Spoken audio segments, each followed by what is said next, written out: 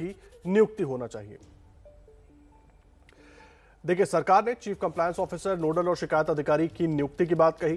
Google, Facebook, WhatsApp समेत जितने भी बड़े सोशल मीडिया फर्म्स हैं, सब ने यह ब्यौरा सरकार के साथ साझा कर लिया अपने चीफ कंप्लायंस ऑफिसर को लेकर कि कौन हमारा चीफ कंप्लायंस ऑफिसर होगा और सरकार किससे संपर्क कर सकती है। लेकिन ट्विटर ने अब तक सरकार को उस अधिकारी का ब्यौरा नहीं दिया और कंप्लायंस ऑफिसर की जगह लॉ फर्म में काम कर रहे एक वकील का नाम ट्विटर की तरफ से सरकार को भेजा गया, जबकि नियम के तहत compliance officer social media company का ही कर्मचारी होना चाहिए और उसकी नियुक्ति भी भारत में ही होनी चाहिए।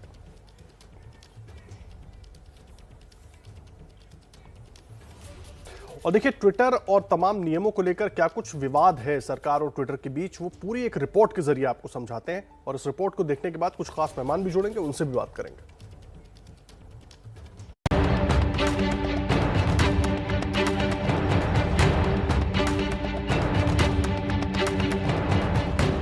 सोशल मीडिया और सरकार के बीच छिड़ा वर्चुअल संग्राम रोज तल्ख होता जा रहा है।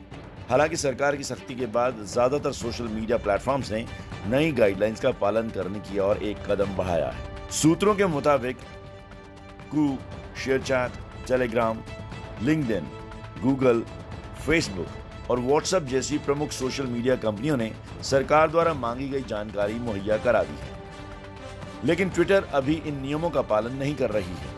सूत्रों के मुताबिक ट्विटर ने अभी तक मंत्रालय को मुख्य अनुपालन अधिकारी का ब्यौरा नहीं दिया है। खाना पूर्ति के लिए नोडल संपर्क और शिकायत अधिकारी के तौर पर एक लॉ कंपनी में काम करने वाले वकील का नाम जरूर दिया है। नए नियमों के तहत नोडल संपर्क और शिकायत अधिकारी सोशल मीडिया कंपनी का कर्मचारी होना चाहिए जो भारत में कार्यरत हो।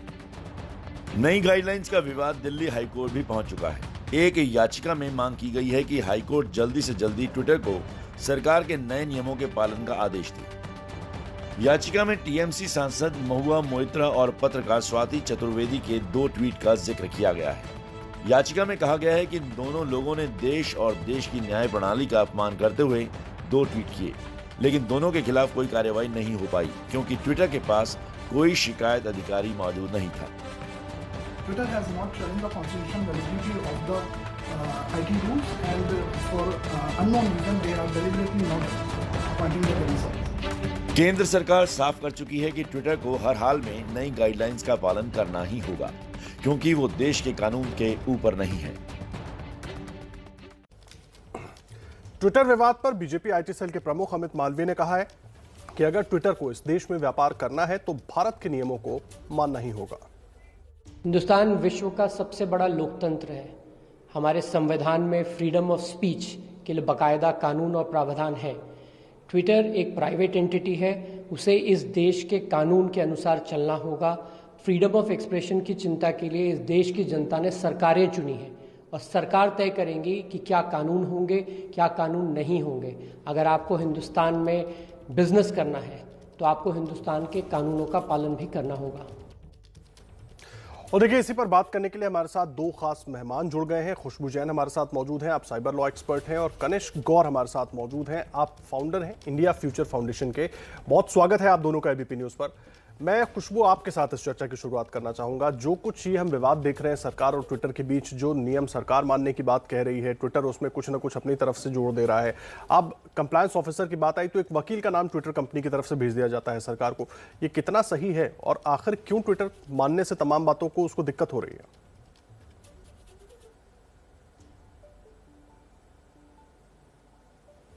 जी, ये बिल्कुल सही नहीं है, बिकॉज़ अगर आप न्यू रूल्स की बात देखें तो न्यू रूल्स में बहुत क्लियरली इस बात को कहा गया है कि आपको जो चीफ कंप्लायंस ऑफिसर है वो आपका एम्प्लॉय होना चाहिए, जो इंडिया में होना चाहिए, जो 24/7 लॉ एनफोर्समेंट एजेंसी से टच में रहे या उनसे कांटेक्ट में रह पाए।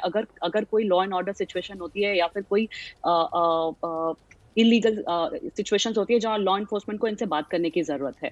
अभी ये क्यों रोका जा रहा है उनकी तरफ से, तो ये बात आती है कि हमारी जो freedom of speech and expression है और जो प्रिवेसी है इसको इन्फ्रिंज होगा। तो मुझे सिर्फ एक छोटी सी बात कहनी है यहाँ पर कि freedom of speech and expression और जो हम प्रिवेसी की बात करते हैं, इन सबको लेकर कॉन्स्टिट्यूशनली इनके पास में कोई प्रावधान नहीं है लॉ बनाने के या रिस्ट्रिक्शंस लाने के। कॉन्स्टिट्यूशनली इन पर रिस्ट्रिक्शंस लाने के अधिकार सिर्फ एक लॉफुल पर्पस, लॉफुल मैनर में सरकार के पास होते हैं या फिर गवर्नमेंट या फिर कोर्ट के पास होते हैं। दूसरी बात अगर आप देखेंगे तो ये क्यों ऐसा नहीं कर रहे हैं, बिकॉज इन अभी अभी अगर जब आप देखेंगे कि जिस तरीके के एड्स ट्विटर पे हो रहे हैं, हम पिछले कुछ समय से देखते आ रहे हैं, जिस तरीके की चीजें हो रही है, तो उसके हिसाब से अगर अगर ये भी उस चीज में पार्टी होते हैं या कोई भी आईटी एक्ट के तहत जो भी क्रिमिनल एक्ट है या आईपीसी के तहत कोई भी क्रिमिनल एक्ट है, अगर ये इनमें साथ पाए जाते हैं या इनकी भी इन्वॉल्वमेंट पाई जाती है, तो वो जो चीफ कंप्लायंस ऑफिसर है वो जो है उनके ऊपर एक्शन लिया जाता है। आज अगर हम सिचुएशन देखेंगे तो हमारे पास ट्विटर का कोई इंडिया में ऑफिस नहीं है, हमारे पास में कोई जगह नहीं है जहाँ पे इनके ऊपर एक्शन ली जाए या इनके खिलाफ कुछ बोला जाए या इनसे कनेक्ट किया जाए। अगर आप देखेंगे तो ग्राउंड लेवल पे कोई भी संगीन जुर्म चाइल्ड पोर्नोग्राफी को लेकर, अगर ये तो बहुत ही एक एक्सेप्टेड नॉर्म है पूरी दुनिया में कि चाइल्ड पोर्नोग्राफी क्रिमिनल ऑफेंस है, उसको लेकर भी अगर इनके पास जाया जाता है तो बहुत स्लो एक्शन होती है, एक्शन नहीं हो पाती है, लॉ एनफोर्समेंट एजेंसीज को बहुत तकलीफ होती है। इन्होंने एक पर्दा लगा के रखा हुआ है अपनी एम्प्लॉयज, अपनी एंटिटी और लॉ एनफोर्समेंट एजेंसीज के लिए। ठीक है, आप रहें खुशबू हमारे साथ, आप रहें। कनिष्क गौर भी हमारे साथ जुड़े हुए। कनिष्क, खुशबू इंडिया में रहना है तो यहाँ पे सिर्फ एक इस नॉर्म। मैं आ रहा हूं आपके पास खुशबू। कनिष्क को भी इस चर्चा में शामिल कर लेते हैं अपने साथ। कनिष्क, आप खुशबू को सुन रहे थे। मेरा बड़ा सीधा पॉइंटेड सवाल है कि ट्विटर को दिक्कत क्या है जब फेसबुक उन चीज़ों को मानने को तैयार हो गया है, व्हाट्सएप उन चीज़ों को मानने को तैयार हो गया है, दुनिया के दूसरे प्लेटफॉर्म्स मानने को तैयार हो गए नियमों को, तो ट्विटर क्यों इस तरह से बिहेव कर रहा है कि वो एक अलग एंटिटी है और हम जो चाहेंगे वही करेंगे?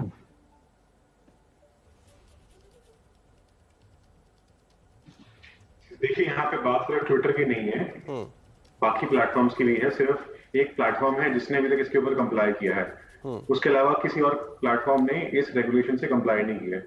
अगर हम इसकी बारीकी में जाएं तो बहुत सारी ऐसी खामियां हैं जिनके ऊपर विचार दोबारा करने की जरूरत है। सबसे पहली चीज, क्रिमिनल लायबिलिटी।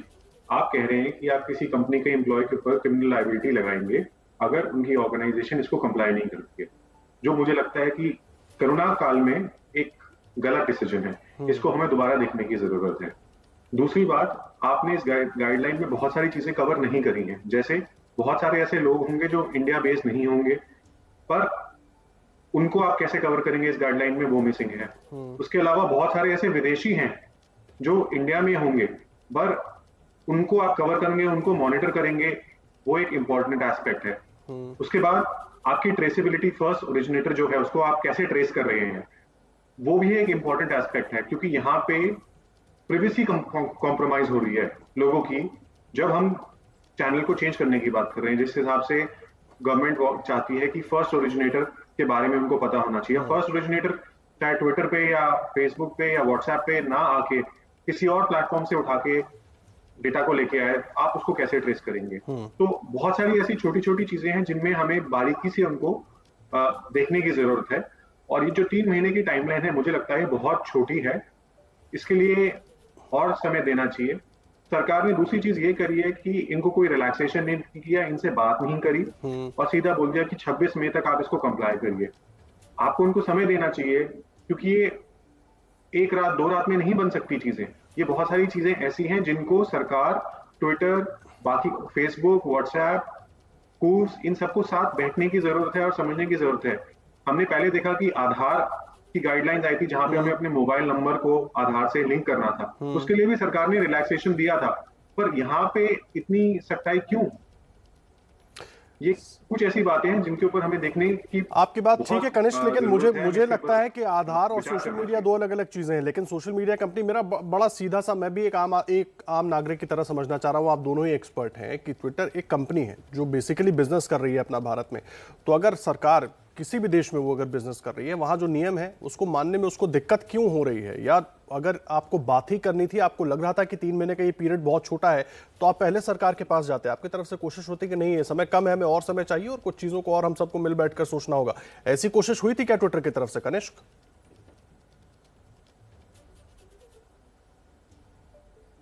मुझे लगता है बिल्कुल हुई है सर। सिर्फ ट्विटर की तरफ से नहीं, बाकी लोगों की तरफ से भी कोशिश हुई है। पर अगर आप किसी कंपनी के ऑफिस में आप पुलिस भेज देंगे गाइडलाइन से पहले और चीजों के लिए, तो वो तो एक तरह से धमकाना हो गया। तो ये बात भी समझने की जरूरत है कि आप फ्रीडम ऑफ एक्सप्रेशन कंपनीज का कर्व नहीं करिए, बिकॉज ये जो कंपनियां हैं ये हमारे ही विचार को आगे रखती हैं। अब वो किस तरह से रखते हैं, किस हिसाब से होना चाहिए, उसके लिए एक ऑपरेशनल गाइडलाइन या रेगुलेशन बननी चाहिए। अब पहले इस देश में कितनी लॉ एनफोर्समेंट एजेंसीज थी जिनको डेटा शेयर करना था, इस गाइडलाइन के बाद कितनी लॉ इन्फोर्समेंट एजेंसीज के साथ डेटा शेयर करना पड़ेगा, उसमें बहुत ज्यादा अंतर है। वो कैसे होगा? 36 घंटे में उसको डेटा को हटाना होगा, जो भी मैसेज है 72 घंटे में उसके ऊपर रिस्पॉन्ड करना होगा। ये ऐसी चीजें रातों रात आप अपने फॉर्मेट्स चेंज नहीं कर सकते हैं, ये बहुत समझने की बात है। और हमारे देश में अभी डेटा प्रोटेक्शन का बिल है नहीं, प्रिवेसी इस गाइडलाइन की वजह से कॉम्प्रोमाइज हो रही है। आप पहले डेटा प्रोटेक्शन का बिल लाइए या एक रेगुलेशन लाइए या एक एंटिटी लाइए जो इन सब ट्विटर, फेसबुक, व्हाट्सएप या बाकी जितनी भी टाइप की एंटिटीज हैं उनके साथ काम करेगी। पर इतनी सारी पुलिस की एजेंसीज के साथ वो कोऑर्डिनेट करेंगी तो काम करेंगी कैसे? आधा से ज्यादा टाइम तो उनका टेक डाउन में निकल जाएगा। ठीक है, खुशबू जैन आप सुन रही हैं, कनिष्क को सारे कारण गिना रहे हैं, प्राइवेसी कॉम्प्रोमाइज हो जाएगी, क्रिमिनल लायबिलिटी की बात है, इतनी जल्दी नहीं हो सकता है, इसके लिए एक नया स्ट्रक्चर खड़ा करना पड़ेगा। क्या वाकई यही बात है? ये सरकार नहीं समझ पा रही है या ट्विटर इंडिया नहीं समझ पा रही है? क्या दिक्कत हो रही है?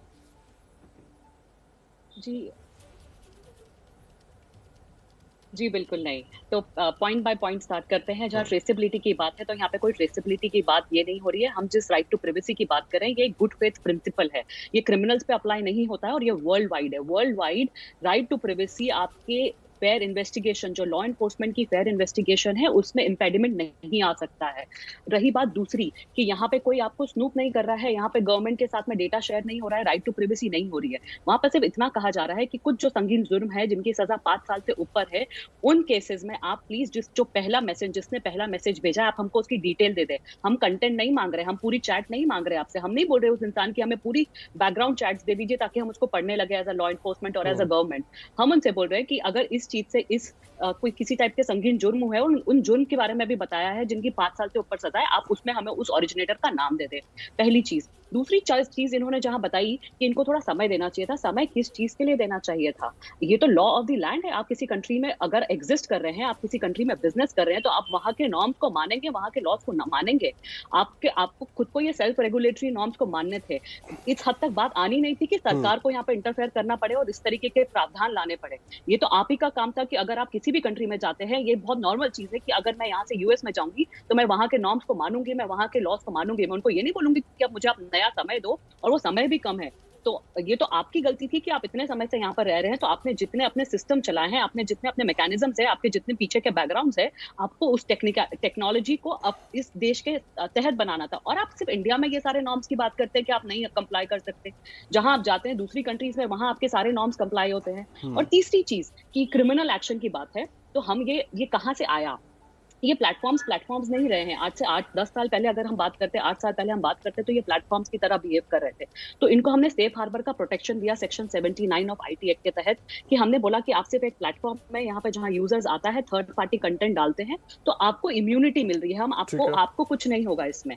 बट यहाँ पे ये लोग एक प्लेटफॉर्म की तरह बिहेव कहाँ कर रहे हैं? इनका इंटरफेरेंस शुरू हो गया है। जो दिल्ली वाला केस है हम उसमें भी देखेंगे तो दे हैव स्टार्टेड इंटरफेयरिंग। ये लोग इंटरमीडिएरी के स्टेटस में रहे नहीं है, तो उसके बाद में भी गवर्नमेंट उनको ये नहीं बोल रही है कि हम आपको बंद कर रहे हैं और हम आपको बैन कर रहे हैं और हम आपको यहाँ से निकाल रहे हैं। गवर्नमेंट बोल रही है कि हमारे ये नॉर्म्स है, हमने आपको समय दिया है। जी बिल्कुल, मैं टूल किट वाले केस की बात कर रही हूँ जो दिल्ली, जो तनिष्क जी ने भी अभी बात की कि दिल्ली पुलिस जो उनके ऊपर एक्ट की, वो कोई आर्बिट्ररी नहीं है। अगर मेरे देश का कोई नॉर्म, मेरे लॉज को अगर इन्फ्रिंज करोगे आप, तो आप क्या समझते हो? मतलब मैं लॉ एनफोर्समेंट हेल्पलेस रहे और कुछ ना बोले बिकॉज आप एक सुपरा नेशनल एंटिटी है, आप बिग टेक जायंट्स है जिनका एग्जिस्टेंस है, तो आप मतलब आप ये कह रहे हैं मेरी कंट्री का जो लॉ है वो नीचे है, बट आपकी कंपनी के जो नॉर्म्स है वो मेरी कंट्री के लॉ के ऊपर है। तो अगर ये आप कहना जा रहे हो तो आपको इंडिया में एग्जिस्ट नहीं करना चाहिए, आपको अपनी कंट्री को लेकर अपनी नई कंट्री बना लेनी चाहिए। और दूसरी बात, ये जो फ्री स्पेस की बात करते हैं, पब्लिक स्पेस की बात करते हैं कि पब्लिक स्पेस है और यहाँ पे यूजर्स आके लिखते हैं, हम कुछ नहीं लिखते हैं, तो ये पब्लिक स्पेस नहीं है, ये प्राइवेटली गवर्न्ड पब्लिक स्पेस की आप बात कर रहे हैं और ये एंटिटीज यहाँ पे गवर्न कर रही है। मैं एक चीज़ और समझना चाहूँगा। एक सवाल और उठ रहा है। सवाल ये उठ रहा है कि जिस तरह के नियम बनाए गए हैं उसके जरिए कंट्रोल करने की कोशिश हो रही है। एक पक्ष ये भी कह रहा है कि अगर किसी ने एंटी गवर्नमेंट कोई थॉट्स अपने रखे तो उसकी जानकारी लेने के लिए भी इसका फायदा उठाया जा सकता है। इस तरह के भी सवाल उठ रहे हैं खुशबू।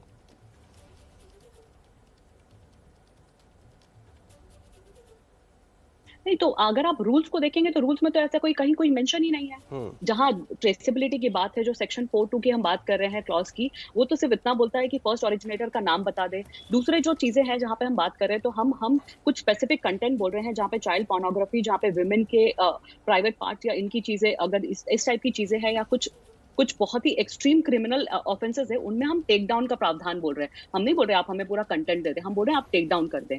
तो यहाँ पे कौन सी बात आ रही है कि गवर्नमेंट को एक प्लग इन मिल रहा है इसके अंदर, जहां से वो पूरा सर्वेलांस करेंगे आपके ऊपर और आपकी प्राइवेसी ले लेंगे।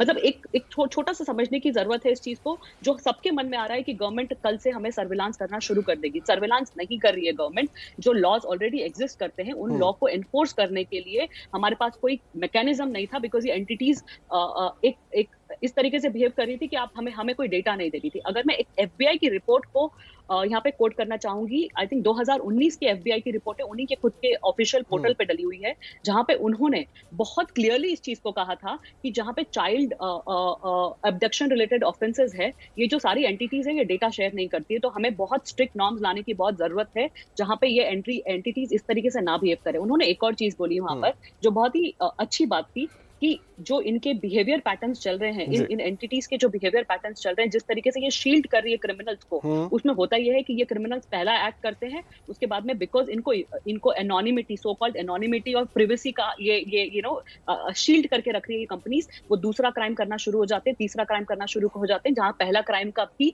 किसी हद तक किसी एंड तक नहीं पहुंच पाती है लॉ एनफोर्समेंट। तो उसको रोकने की बहुत सख्त जरूरत है यहाँ पर। और फिर से मैं एक बार इस बात को दोहराना चाहूंगी, यहाँ पे सर्विलांस की बात नहीं कर रही है गवर्नमेंट, ये बहुत ही न्यू एज रूल्स लेकर आई है, जहाँ पे ये बोल रही है बहुत क्लियरली कि ये जो है ये एक फाइन बैलेंस लेकर आ रहा है। इंडिविजुअल खुशबू, तो सारे पॉइंट्स आपने उठाए हैं, एक बार मैं जल्दी से कनिष्क से जवाब ले लेता हूं। कनिष्क, जितने पॉइंट्स खुशबू ने उठाए हैं वो इशारा कर रहे हैं कि इन चीजों पर काम होना चाहिए, सरकार भी ऐसे ही चाहती है, इसमें दिक्कत क्या है, जल्दी से समझा दीजिए एक बार।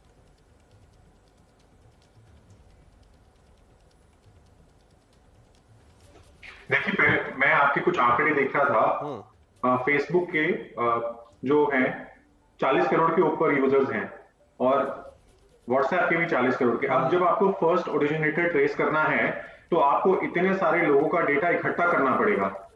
ठीक है, अभी तक ये प्लेटफॉर्म्स आपको फ्री एक्सेस देती हैं, आप कोई पैसा नहीं देते। ऐसा सेटअप बनाने के लिए 40 crore Facebook, 40 crore WhatsApp, Instagram के मैं देख रहा था 28 करोड़।